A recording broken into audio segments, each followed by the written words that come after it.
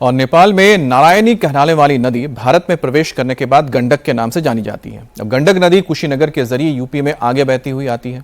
नेपाल में सैलाबी तबाही के बाद पहाड़ों से लगातार आ रहे मलबे की वजह से पानी का रंग पूरी तरह से मटमैला हो गया है। राहत की बात तो यह है कि अभी इस इलाके में बारिश नहीं हो रही है।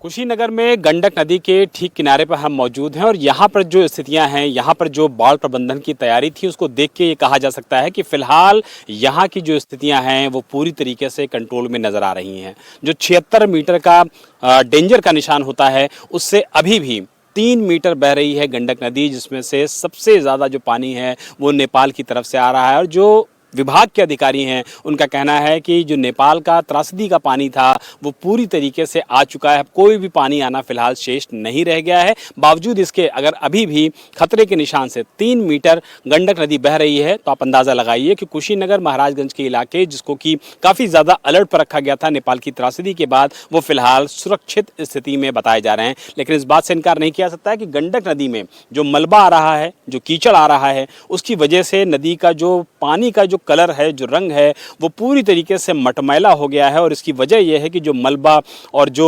गंदगी, यूँ कहा जाए कि जो त्रासदी का था, वो निश्चित तौर पर नेपाल से नारायणी नदी के बहते हुए जब आता है तो गंडक में स्थितियां यही हो जाती हैं कि फिलहाल यहाँ की भी जो नदी का रंग है वो फिलहाल बदलता हुआ पूरी तरीके से नजर आ रहा है। और ये फिलहाल जो रंग बदला है, ये पिछले 48 घंटे में, यानी कि 2 दिनों में बदला हुआ है।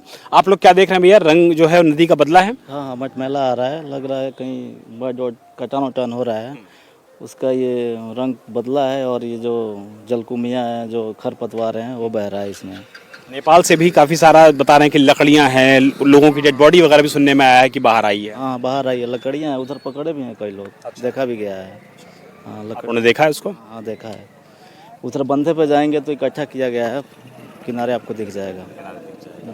आप बताइए भैया, क्या स्थिति देख रहे हैं? स्थिति तो अभी बहुत अच्छा है, लेकिन जो पानी पहले ऐसे नहीं आता था, मटमैला हो गया, बहुत ज़्यादा नहीं आता था। और ज़्यादा दूर तक ऐसी स्थिति नहीं है, उधर बहुत कंट्रोल है आगे की तरफ। मतलब जो प्रबंधन किया गया बाढ़ विभाग की तरफ से, कम हम ऐसा है कि लोगों के घरों में या बांध को तोड़ करके पानी आगे नहीं जा रहा है? नहीं, पानी तो घट रहा है। अभी लोग खेती करने के लिए जा पा रहे हैं कि नहीं अंदर? हमारे गांव से बहुत लोग जाते हैं, हम भी जाते हैं, तो अभी तो नहीं जा रहे हैं। आज रक्षाबंधन है, तो त्यौहार की वजह से। लेकिन आने जाने में कोई दिक्कत नहीं है? दिक्कत नहीं है सर। प्रशासन ने आप लोग को बोला है कि भाई ज़रूरी हो तो ही जाएं? हम तो बाबा के यहाँ गए थे, रातिये में आए हैं। उधर कुली बागां वहाँ के लोग थे तो चिल्ला रहे थे वहीं पे कि ऐसी स्थिति है, बाढ़ बहुत तेज़ी से आ रहा है। तो जल्दी हम लोग वहाँ से आए, रात में आए हैं। अभी फिलहाल स्थिति आप लोग को ठीक दिख रही है? एकदम ठीक है सर। आप बताइए, जो नदी का रंग आपको नजर आ रहा है, मटमैला हो गया काफी ज्यादा, इससे पहले मटमैली दिखती थी? इस तरीके का मटमैला मिट्टी तो कभी आती ही नहीं थी। इस साल जो है, जो कल परसों से मिट्टी आ रही है, तो लगता है कि कहीं ना कहीं से ये मलबा जो है ये आ रहा है। आपस में कीचड़ सने हुए मिट्टी जो है ये आ रहा है। इस तरीके से पानी नहीं आता था मेरे यहाँ, लेकिन अब फिलहाल मटमैला हुआ, बहुत मटमैला मिट्टी आ रहा है।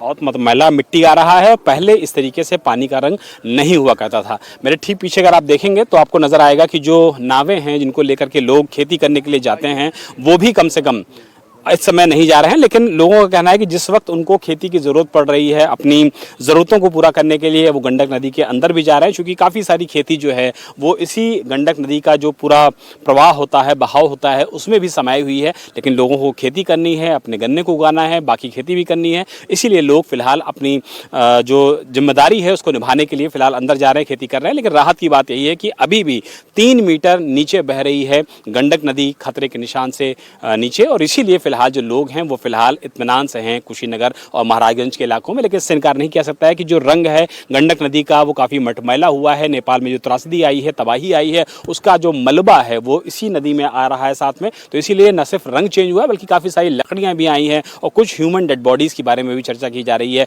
कि वो महाराजगंज जिले में आई है, लेकिन अभी उनकी फिलहाल पहचान नहीं हो पाई है। लेकिन अलर्ट अभी भी उत्तर प्रदेश में जारी है और इस अलर्ट का ही नतीजा है कि फिलहाल यहाँ पर स्थितियाँ खराब होने से पहले ही बचा ली गई हैं। कुशीनगर में भी नेपाल से बहकर बड़ी मात्रा में सिलेंडर और दूसरा सामान आ रहा है। बड़े बड़े पेड़ भी पानी के साथ बहकर आ गए हैं। ऐसे में मछुआरे और स्थानीय लोग लकड़ियों के बड़े बड़े टुकड़े नदी से निकालने में लगे हैं। कुशीनगर में गंडक नदी के ठीक बगल में हम मौजूद हैं और मेरे ठीक पीछे आप जो लकड़ियां देख रहे हैं, ये लकड़ियां दरअसल नेपाल में जो त्रासदी आई, जो तबाही आई, वहां से बहुत सारा मलबा बह करके इसी गंडक नदी के जरिए उत्तर प्रदेश की सीमा में, बिहार की सीमा में पहुंचा है। और जो लकड़ियां आप देख रहे हैं, ऐसी कुंटलों लकड़ियां उत्तर प्रदेश के अलग अलग इलाकों में, अलग अलग जनपदों में फिलहाल बह करके आई हैं। आप देखिए कि ये लकड़ी जो है ये फिलहाल नेपाल से बहकर आई है, जिसको कि स्थानीय जो मछुआरे हैं, जो लोग हैं, खेती किसानी करने वाले लोग हैं, जब अपने नाव के अंदर जरिए अंदर गए उस पूरी नदी में, गंडक नदी में, तो फिलहाल इन लकड़ियों को अपने साथ लेकर के आए हैं। कैमरामैन को बोलूंगा कि थोड़ा करीब आएँ और दिखाएं कि जो गीलापन है इस लकड़ियों में वो बहुत ज़्यादा है। इसको आप जब छुएंगे तो तुरंत आपके हाथ में मिट्टी लग जाएगी, यानी कि जो पूरी शुष्क है, पूरी जो लकड़ी है ये पूरी तरीके से गीली है। और जब ये नेपाल से उत्तर प्रदेश के रास्ते में पहुंची है तो फिलहाल यहाँ के जो स्थानीय लोग हैं, इन्होंने अपनी ज़रूरतों के हिसाब से इन लकड़ियों को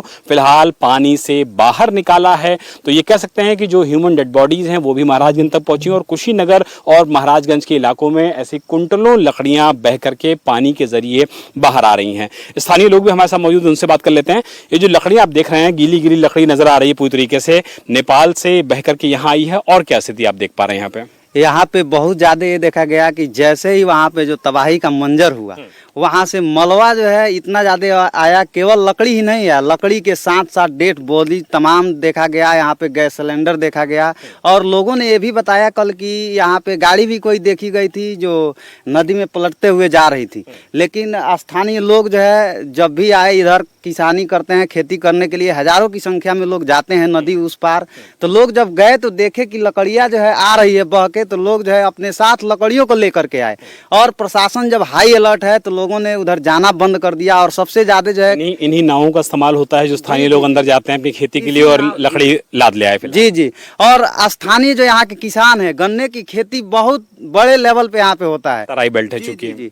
तो जब पानी आया इतना ज्यादा तो किसानों को जो है ज्यादा प्रभावित है। देखा गया कि आप बगल में देख पा रहे हैं कि जो गन्ना यहाँ पे देख रहे हैं, ये किसानों की गन्ना है। जो गन्ना भी नजर आ रहा है यहाँ पे। वो गन्ना जो है कट गया, जब पानी की बहाव आई तो कट गई। उसको जो है किसी तरह से लोग छान करके लाए हैं। अब वो जलावन होगा, अब किसी काम का नहीं है। ज्यादा जो है किसान भी प्रभावित है। जो स्थानीय लोग हैं वो परेशानियों को बता रहे हैं, दिक्कतों को बता रहे हैं। ये भी बता रहे हैं कि नेपाल में जो त्रासदी आई है, तबाही आई है, उसमें जो मलबा निकल करके आ रहा है उसको स्थानीय लोगों ने अपनी नाव के जरिए फिलहाल यहाँ पर ला करके रखा हुआ है। लेकिन इस बात से इनकार नहीं किया जा सकता है कि अगर ये मलबा के साथ में इतनी लकड़ियाँ, इतनी ह्यूमन डेड बॉडीज अगर इंडिया के पोर्शन में आ रही हैं, उत्तर प्रदेश के इलाके में आ रही हैं, तो आप अंदाज़ा लगाइए कि इस त्रासदी का जो असर है वो कितना ज़्यादा नेपाल में होगा, उसके आसपास के इलाकों में होगा, सीमावर्ती इलाकों में होगा। और इसी वजह से इस पूरे इलाके में न सिर्फ अलर्ट है बल्कि अधिकारी लगातार गतिशील भी हैं, भ्रमणशील भी हैं। और यही वजह है कि फिलहाल उत्तर प्रदेश के 2 जिलों से सबसे ज़्यादा अलर्ट पे हैं, कुशीनगर और महाराजगंज। यहाँ फिलहाल गाँव के अंदर पानी घुसने को नहीं मिला है।